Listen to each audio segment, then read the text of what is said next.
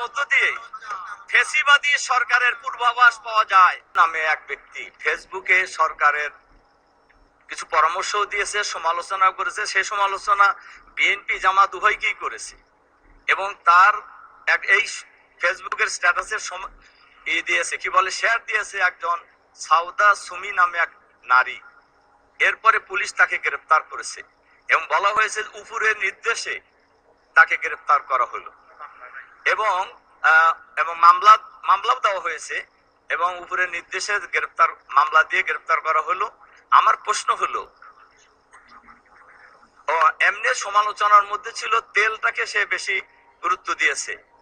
তো আমার প্রশ্ন হলো, উপরের নির্দেশ বলতে কাকে ওনারা বুঝিয়েছেন এটা আমি জানতে চাই।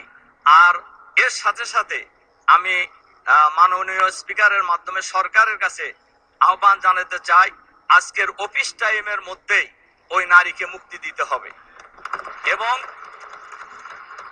অফিস টাইমের মধ্যেই এই মামলাও প্রত্যাহার করে নিতে হবে।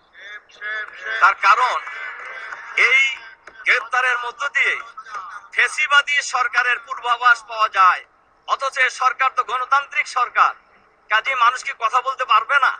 এজন্য আমি মাননীয় স্পিকারের মাধ্যমে এই বিষয়ে আমি সবার কাছে দৃষ্টি আকর্ষণ করছি।